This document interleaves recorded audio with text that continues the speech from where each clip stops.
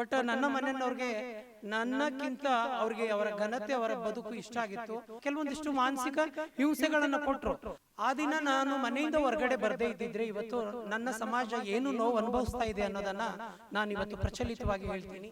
ನಮ್ಮ ಸಮುದಾಯ ನಾವು ಟ್ರಾನ್ಸ್ಜೆಂಡರು, ನಾವು ಲಿಂಗತ್ವ ಅಲ್ಪಸಂಖ್ಯಾತರು ಅಂತ ಹೇಳ್ತಿರ್ಬೇಕಾದ್ರೆ ನಿಜವಾಗ್ಲೂ ಮಂಗಳಮುಖಿ ಅನ್ನೋ ಪದನ ನೀವು ಸರ್ಕಾರದ ವ್ಯಕ್ತಿಗಳಿಗೂ ಸಹ ತಲುಪಿಸಿ. ಮಂಗಳಮುಖಿ ಪದ ನನಗೆ ಸಲ್ಲದ ಒಂದು ಮಾತು. ಯಾಕಂದ್ರೆ ನಮ್ಮನ್ನ ಮಂಗಳಮುಖಿಯಾಗಿ ತಮ್ಮ ಕಾರ್ಯಕ್ರಮಗಳಿಗೆ ನೋಡ್ತಕ್ಕಂಥ ಈ ನಮ್ಮ society peoples so called as family, ನನ್ನ ಫ್ಯಾಮಿಲಿನೂ ಹಿಡ್ಕೊಂಡು ನಾ ಬರೀ ಸಮಾಜನ ದ್ವೇಷಿಸಲ್ಲ, ನನ್ನ ಜೊತೆಗೆ ಸ್ವಯಂಕೃತವಾಗಿ ಫ್ಯಾಮಿಲಿನೂ ಇದೆ. ಆ ನನ್ನ ಫ್ಯಾಮಿಲಿ ಇವತ್ತು ನನ್ನನ್ನ ಇಲ್ಲಿ ನಿಲ್ಲಿಸಿದೆ. ಕಲ್ಲು ದೇವರು ದೇವರಲ್ಲ, ಮಣ್ಣು ದೇವರು ದೇವರಲ್ಲ, ಮರವು ದೇವರು ದೇವರಲ್ಲ, ಪಂಚಲೋಹದ ಮೂರ್ತಿಯು ದೇವರು ದೇವರಲ್ಲ, ತನ್ನನ್ನು ತಾನರಿತಡೆ ದೇವರು ಅಂತ ನಾವು ಬಸವಣ್ಣನವರ ಒಂದು 12ನೇ ಶತಮಾನದಲ್ಲಿ ನೋಡ್ತಾ ಬಂದಿದ್ದೀವಿ. ಜೊತೆಗೆ ಆ ಕಾಲದಿಂದ ಇಲ್ಲಿಯವರೆಗೂ ಒಟ್ಟಾರೆಯಾಗಿ ನಾವು ಒಂದೇ ಘೋಷವಾಕ್ಯದಲ್ಲಿ ಹೇಳೋದು, ಹಕ್ಕು ಕಾನೂನು ಪ್ರತಿಯೊಂದು ನಂತರ ಆದರೆ ಮುಖ್ಯವಾಗಿ ಮೊದಲು ಮಾನವೀಯತೆ ಅಂತ ಬರುತ್ತೆ. ಆ ಮಾನವೀಯತೆಯ ಆಧಾರದ ಮೇಲೆ ಸಾಯಂಕಾಲದ ವಂದನೆಗಳ ಜೊತೆ ನಾನು ಇವತ್ತು ನನಗೆ ಕೊಟ್ಟಿರೋದು ಒಂದು ಲಿಂಗತ್ವ ಅಲ್ಪಸಂಖ್ಯಾತರ ಬಗ್ಗೆ ಧ್ವನಿ ಎತ್ತತಕ್ಕಂಥ ಕೆಲಸ ನೀವು ಮಾಡ್ತಾ ಇದ್ದೀರಾ, ಮಾತಾಡಿ ಅಂತ. ನನಗೆ ಇಲ್ಲಿ ಬಂದು ನೋಡಿದಾಗ ಆಗಲೇ ಶ್ರೀ ವಿಜಯಲಕ್ಷ್ಮಿ ಶಿಬಿರವ್ರವ್ರು ಮೇಡಮ್ ಅವರು ಮಾತಾಡಿರೋದು, ಶ್ರೀಧರ್ ನೂರ್ ಸರ್ ಮಾತಾಡಿರೋದು, ಆಮೇಲೆ ಬೇವು ಬೆವರು ತಂಡದಿಂದ ಚಂದ್ರು ಅವರು ಹಾಡಿರ್ತಕ್ಕಂಥ ಸಂವಿಧಾನದ ಗೀತೆಗಳನ್ನು ಕೇಳಿದಾಗ ಇದು ಬರೀ ನನ್ನ ಸಮುದಾಯದಲ್ಲಷ್ಟೇ ಅಸ್ತಿತ್ವ ರಾಜಕಾರಣ ನಡೆದಿಲ್ಲ, ಇದು ಪ್ರತಿಯೊಂದು ಸಮುದಾಯಗಳಲ್ಲೂ ಈ ರೀತಿಯ ರಾಜಕಾರಣ ನಡೀತಾ ಇದೆ. ಒಟ್ಟಾರೆಯಾಗಿ ಕಲೆಕ್ಟಿವ್ ಲೀಡರ್ಶಿಪ್ ಬರಬೇಕು, ಎಲ್ಲರದು ಒಂದೇ ದೇಹ ವ್ಯಾಖ್ಯೆ ಅಂತ ಬಂದಾಗ ನಾವೇನಾದರೂ ಮುಂದಿನ ಒಂದು 10 ವರ್ಷಗಳಲ್ಲಿ ಹಲವಾರು ಸಾಧನೆಗಳು ಭಾರತ ದೇಶ ಕಾಣುತ್ತೆ ಅಂತ ಹೇಳ್ಬೋದು. ಬಟ್ ನಾನು ಇವತ್ತು ಬಾವಿಯಲ್ಲಿ ಕಪ್ಪೆಯಾಗಿ ನಮಗೆ ಹೀಗೆ ನಾವಷ್ಟೇ ಶೋಷಿತರು, ನಮ್ಮಲ್ಲೇ ತುಂಬ ಶೋಷಣೆ ನಡೀತಾ ಇದೆ, ನಮ್ಮಲ್ಲೇ ತುಂಬ ದಬ್ಬಾಳಿಕೆ ನಡೀತಾ ಇದೆ ಅಂತ ಎಲ್ಲೋ ಒಂದು ಕಡೆ ಸ್ಟ್ರಕ್ ಆಗಿದ್ದೆ. ಬಟ್ ಹಲವಾರುಗಳು ಕೇಳಿದಾಗ ಎಲ್ಲೋ ಒಂದು ಕಡೆ ಸಮಾಜ ನಮಗೆ ಸಿಂಪತ್ತಿಕ್ಕಾಗಿ ಎಲ್ಲೋ ಒಂದು ಕಡೆ ಒಂದು ಗೌರವ ಕೊಡುತ್ತೆ, ಇನ್ನೊಂದು ಕಡೆ ಹೊಗಳೋರು ಇದ್ದಾಗ ತೆಗಳೋರು ಇದ್ದೇ ಹೇಳ್ತಾರೆ, ಅದು ಸರ್ವೇ ಸಾಮಾನ್ಯ, ಎಲ್ಲ ಸಮಾಜದಲ್ಲೂ ಉಂಟು, ಅದು ಎಲ್ಲ ಜನಾಂಗದಲ್ಲೂ ಉಂಟು. ಆ ಒಂದು ದೃಷ್ಟಿಯಲ್ಲಿ ನೋಡೋದಾದರೆ ನಮ್ಮವ್ರಿಗೆ ಸ್ವಲ್ಪ ಕಮ್ಮಿ ಅಲ್ಲಪ್ಪ ಕೆಲವಷ್ಟು ಟೆನ್ಷನ್ಗಳು ಅಂದ್ಕೊಂಡು ನಾನು ವಿಚಾರ ಮಾಡಿದೆ. ನಾನು ಒಂದು ಹೇಳಲಿಕ್ಕೆ ಇಷ್ಟಪಡ್ತೀನಿ, ಭಾರತವೆಂದರೆ ತ್ರಿವರ್ಣ ಧ್ವಜವು, ನೆಲವೂ ನೆಲದೊಳಗಿನ ಜಲವು, ಈ ನೆಲ ಜಲ ಸಂಪನ್ನವ ಬೆಸೆಯುವ ಭಾರತ ಸಂವಿಧಾನದ ಆಶಯಗಳು ಅಂತ ಬಂದಾಗ ನಾವು ಆ ಸಂವಿಧಾನದ ಆಶಯಗಳಲ್ಲೇ ಬರ್ತೀವಿ. ಸ್ನೇಹಿತರೆ ಮತ್ತು ಒಡನಾಡಿಗಳೇ, ನಾನು ಒಂದು ಮಾತನ್ನು ಹೇಳ್ತೀನಿ, ಯಾರು ಕ್ರಾಂತಿ ಮಾಡಬೇಕು, ಯಾರು ಹೋರಾಟ ಮಾಡಬೇಕು, ಯಾರು ಮೇನ್ ಸ್ಟ್ರೀಮಲ್ಲಿ ಹೋಗಿ ಅವರ ಸಮಾಜದ ಧ್ವನಿಯಾಗಿ ಮಾತುಗಳನ್ನು ಆಡಬೇಕಂತ ಯಾರು ಕಲಿಸಿಕೊಡಲ್ಲ. ಯಾವುದೇ ಸೆಮಿನಾರ್ಗಳಿಂದ ಬರಲ್ಲ, ಹಾಗೆ ಯಾವುದೇ ತರಬೇತಿಗಳಿಂದನೂ ಬರಲ್ಲ.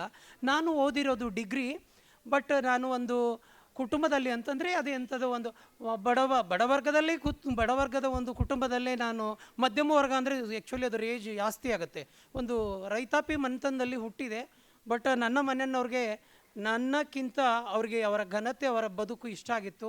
ನಿಜವಾಗ್ಲೂ ಇವತ್ತು ನಮ್ಮ ಮನೆಯವರು ಆಗಿನ ಟೈಮಲ್ಲಿ ನನಗೆ ಮನೆಯಿಂದ ಹೊರಗಡೆ ಹೋಗಂದಿಲ್ಲ, ಕೆಲವೊಂದಿಷ್ಟು ಮಾನಸಿಕ ಹಿಂಸೆಗಳನ್ನು ಕೊಟ್ಟರು.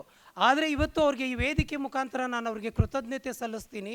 ಅವರು ಆ ದಿನ ನನಗೆ ಕೌಟುಂಬಿಕವಾಗಿ ನನಗೆ ಹಿಂಸೆ ಕೊಡದಿದ್ದರೆ ಇವತ್ತು ಲಿಂಗತ್ವ ಮತ್ತು ಲೈಂಗಿಕ ಬಹುತ್ವಕ್ಕಾಗಿ ಚಳವಳಿಯನ್ನು ನಾನು ಕಟ್ಟಿ ಹಲವಾರು ನಮ್ಮ ಜಿಲ್ಲೆಗಳಲ್ಲಿ ಯಾರು ಕಂಟಿನ್ಯೂ ಆಗಿ ಡ್ರಾಪ್ಔಟ್ ಆಗಿರ್ತಕ್ಕಂಥ ಎಜುಕೇಷನ್ ಮಾಡಿರ್ತಾರೆ ಯಾರೋ, ಆಮೇಲೆ ಅವ್ರಿಗೆ ಬೇರೆ ಬೇರೆ ಕೌಶಲ್ಯ ತರಬೇತಿಗಳು ಯಾರಿಗೆ ಬೇಕು, ಮತ್ತು ಆಮೇಲೆ ಬೇರೆ ಸಾಮಾನ್ಯ ಜನರಂತೆ ಅವರು ಗೌರವ ಘನತೆಯ ಬದುಕು ಸಾಧಿಸಬೇಕು. ಆಮೇಲೆ ನಮ್ಮಲ್ಲಿ ಒಂದು ಗುರು ಶಿಷ್ಯ ಪರಂಪರೆ ಇರುತ್ತೆ, ಹಾಗಂತ ಗುರು ಶಿಷ್ಯ ಪರಂಪರೆ ಕೆಟ್ಟಂತ ಹೇಳಲ್ಲ. ಇವಾಗ ಅದು ಇತ್ತೀಚಿನ ದಿನಮಾನಗಳಲ್ಲಿ ಆ ಒಂದು ಪರಂಪರೆ ತನ್ನ ಎಲ್ಲೆಯನ್ನು ತನ್ನ ಮಿತಿಗಳನ್ನು ಮೀರ್ತಾ ಇದೆ. ಅಲ್ಲಿ ನಮ್ಮ ಸಮುದಾಯದ ಕೆಲವೊಂದಿಷ್ಟು ಯೂತ್ಸ್ಗಳು ಒಂದು ರೀತಿ ಮಾನವ ಸಂಕಷ್ಟಕ್ಕೆ ಸಿಲುಕ್ದಂಗೆ ಆಗಿದ್ದಾರೆ. ಹಲವಾರು ವಿಚಾರಗಳಲ್ಲಿ ಅವರ ಆಶ್ರಯ ಪಡೆದಿರ್ತಾರೆ, ಬಟ್ ಅದು ಕಂಟಿನ್ಯೂ ಆಗಿ ಒಂದು ಮಾನವ ಹಕ್ಕುಗಳನ್ನೇ ಉಲ್ಲಂಘನೆ ಮಾಡೋ ಮಟ್ಟದಲ್ಲಿ ಆ ಪ್ರಕ್ರಿಯೆ ನಡೀತಾ ಇರೋದರಿಂದ ಅದರ ವಿರುದ್ಧವಾಗಿ ನಾವು ಬಹುತ್ವಕ್ಕಾಗಿ ಅಂತ ಹೇಳಿದಾಗ ನಮ್ಮ ಜೊತೆಗೆ ಬೇರೆಯವರು ಬೇರೆ ಬೇರೆ ಸಂಘಟನೆಯವರ ಜೊತೆ ನಾವು ಮಿಂಗಲ್ಲಾಗಿ ಅವರು ನಮ್ಮ ಹಲವಾರು ವಿಚಾರಗಳಲ್ಲಿ ಕೆಲಸ ಮಾಡ್ತಾ ಬಂದಿದ್ದೀವಿ. ಅದು ಇವಾಗ 7-8 ಜಿಲ್ಲೆಯಲ್ಲಿ ಕೆಲಸ ಮಾಡ್ತಾ ಬಂದಿದೆ. ಆ ದೆಸೆಯಲ್ಲಿ ಇವತ್ತು ನನ್ನನ್ನು ಈ ವೇದಿಕೆಗೆ ಮಾತಾಡಲಿಕ್ಕೆ ಕರೆದಿದ್ದಾರೆ.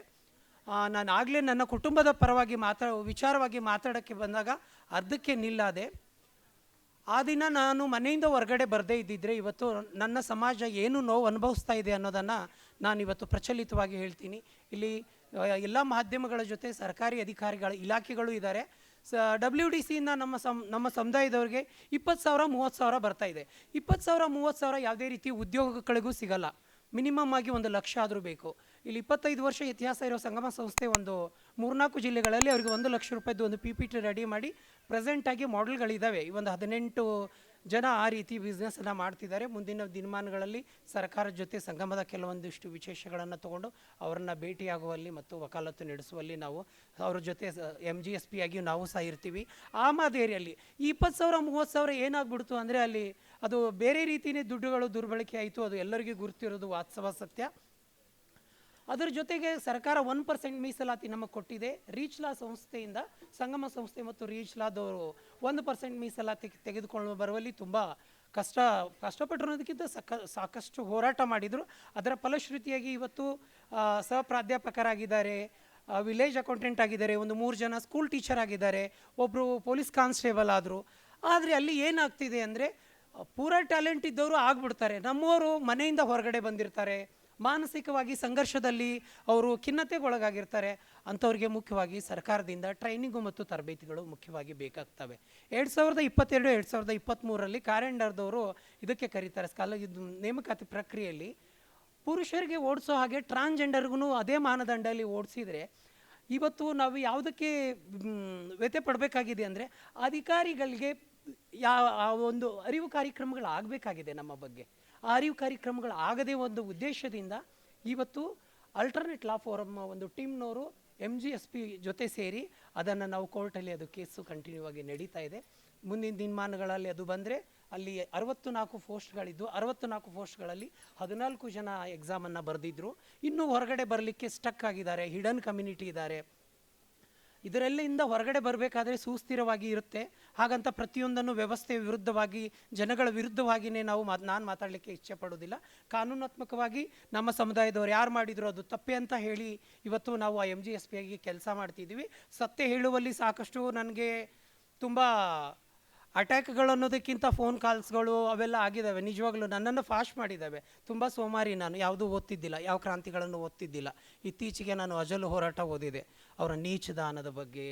ಅದೆಲ್ಲ ನೋಡಿದಾಗ 9,000 ಇರ್ತಕ್ಕಂಥ ಜನಸಂಖ್ಯೆ ಅಜಲ್ ಹೋರಾಟದಲ್ಲಿ ಆ ನೀಚ ದಾನದ ಪ್ರಕ್ರಿಯೆಯಲ್ಲಿ ಶೆಟ್ರು ಭಟ್ರು ಪುರೋಹಿತ ಪ್ರಾಬಲ್ಯ ವರ್ಗದವರಿಂದ ಎಷ್ಟೆಲ್ಲ ನೋವುಪಟ್ರಲ್ವ. ನಿಜವಾಗ್ಲೂ ನಂದು 46,000 ಜನಸಂಖ್ಯೆ ಇವತ್ತು ಸರ್ಕಾರದ ಜನಗಣತಿ ಪ್ರಕಾರ ಇದೆ. 46,000 ಜನ ಮತದಾನ ಮಾಡ್ತಾ ಇದ್ದಾರೆ. 15,000 ಜನ ಇತ್ತೀಚಿನ ದಿನಮಾನಗಳಲ್ಲಿ ಗೃಹಲಕ್ಷ್ಮಿ ಮಾಡಿದ್ದಾರೆ. 1,700 ಜನಕ್ಕೆ ಅದು ಗೃಹಲಕ್ಷ್ಮಿ ಬಂದಿದೆ. ನಾವು ತಿಳಿದೂ ಈ ಥರ ಕೂತ್ರೆ ನಾನು ನನ್ನ ಸಮುದಾಯಕ್ಕೆ ಏನು ಕೊಡ್ತೀನಿ ಅನ್ನೋ ಒಂದೇ ಒಂದು ದಿಟ್ಟ ನಿರ್ಧಾರದಿಂದ MGSPಯಲ್ಲಿ ಕಲೆಕ್ಟಿವ್ ಆಗಿ ನಾವು ನಾಯಕತ್ವ ಮಾಡ್ಕೋಬೇಕು.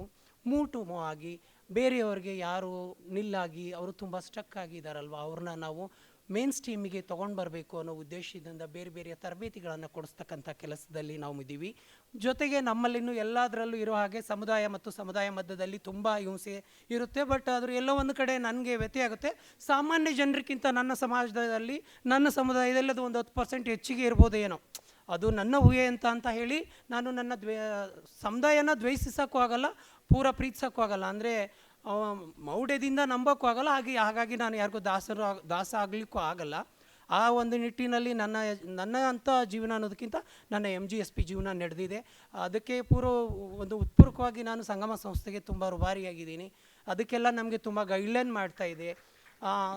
25 ವರ್ಷದಿಂದ ಆ ಸಂಸ್ಥೆ ಲಿಂಗತ್ವ ಮತ್ತು ಅಲ್ಪಸಂಖ್ಯಾತರ ಜೊತೆಗೆ ಬೇರೆ ಬೇರೆ ಸಮುದಾಯಗಳ ಜೊತೆ ಕೆಲಸ ಮಾಡ್ತಾ ಇರೋದ್ರಿಂದ ಸಾಕಷ್ಟು ನಾಯಕರನ್ನು ಹುಟ್ಟಾಕಿದೆ ಅಂತ ಹೇಳಲಿಕ್ಕೆ ಇಷ್ಟಪಡ್ತೀನಿ. ವೇಳೆ ತುಂಬ ಆಗಿದೆ, ಆದರೂ ನಂದು ಕೊನೆಯದು ಒಂದು ಮಾತು ಅಷ್ಟೇ. ನಮ್ಮ ಸಮುದಾಯ ನಾವು ಟ್ರಾನ್ಸ್ಜೆಂಡರು, ನಾವು ಲಿಂಗತ್ವ ಅಲ್ಪಸಂಖ್ಯಾತರು ಅಂತ ಹೇಳ್ತಿರ್ಬೇಕಾದ್ರೆ ನಿಜವಾಗ್ಲೂ ಮಂಗಳಮುಖಿ ಅನ್ನೋ ಪದನ ನೀವು ಸರ್ಕಾರದ ವ್ಯಕ್ತಿಗಳಿಗೂ ಸಹ ತಲುಪಿಸಿ. ಮಂಗಳಮುಖಿ ಪದ ನನಗೆ ಸಲ್ಲದ ಒಂದು ಮಾತು. ಯಾಕಂದರೆ ನಮ್ಮನ್ನು ಮಂಗಳಮುಖಿಯಾಗಿ ತಮ್ಮ ಕಾರ್ಯಕ್ರಮಗಳಿಗೆ ನೋಡ್ತಕ್ಕಂಥ ಈ ನಮ್ಮ society peoples so called as family, ನನ್ನ ಫ್ಯಾಮ್ಲಿನೂ ಹಿಡ್ಕೊಂಡು ನಾ ಬರೀ ಸಮಾಜನ ದ್ವೇಷಿಸಲ್ಲ, ನನ್ನ ಜೊತೆಗೆ ಸ್ವಯಂಕೃತವಾಗಿ ಫ್ಯಾಮ್ಲಿನೂ ಇದೆ. ಆ ನನ್ನ ಫ್ಯಾಮ್ಲಿ ಇವತ್ತು ನನ್ನನ್ನು ಇಲ್ಲಿ ನಿಲ್ಲಿಸಿದೆ. ಹಾಗಾಗಿ ಮಂಗಳಮುಖಿ ಅನ್ನೋ ಪದ ಒಂದು ಬ್ರಾಹ್ಮಣ್ಯ ಪದ ಇರೋದ್ರಿಂದ ಆ ಪದ ಯಾರನ್ನು ಬಳಸಬೇಡಿ. ನಿಮ್ಗೆ ಅಲ್ಲಿಗೆ ಬರಲಿಲ್ಲ ಅಂದರೆ ಟ್ರಾನ್ಸ್ಜೆಂಡರನ್ನು ಇರಲಿಲ್ಲ ಅಂದರೆ ಲಿಂಗತ್ವ ಅಲ್ಪಸಂಖ್ಯಾತರು ಅಂತ ಹೇಳಿದರೆ ಸಾಕು. ನನಗೋಸ್ಕರ ಪ್ಲಾನೆಟ್ ಕನ್ನಡದವರು. ಮೆಲತ್ತು ಕನ್ನಡ ಪ್ಲಾನೆಟ್ ಅಂತ ಕೇಳಿದಾಗ ನನಗೆ ಏನು ಖುಷಿ ಆಗುತ್ತಂದರೆ, ನಂಗೆ ಕನ್ನಡ ಬಿಟ್ಟರೆ ಬೇರೆ ಏನೂ ಬರಲ್ಲ. ಹಿಂದಿ ಮಾತಾಡೋರ್ದು ಕೇಳುತ್ತೆ, ವಾಪಸ್ ಮಾತಾಡೋಕ್ಕೆ ಬರಲ್ಲ. ಇಂಗ್ಲೀಷ್ ಮಾತಾಡೋರ್ದು ಕೇಳುತ್ತೆ, ವಾಪಸ್ ಇಂಗ್ಲೀಷ್ ಮಾತಾಡೋಕ್ಕೆ ಬರಲ್ಲ. ಇಂಗ್ಲೀಷ್ ಬರಿತೀನಿ, ಹಿಂದಿ ಬರಿತೀನಿ, ಆದರೆ ನನಗೆ ಬರಲ್ಲ. ಆದರೆ ಕನ್ನಡ ಪ್ಲಾನೆಟ್ನವರು ನನ್ನನ್ನು ಕರೆದಿರೋದಕ್ಕೆ ಪರ್ಸನಲ್ ಆಗಿಯೂ ಸಹ ತುಂಬ ಖುಷಿ ಆಗ್ತಾಯಿದೆ. Thank you all of you.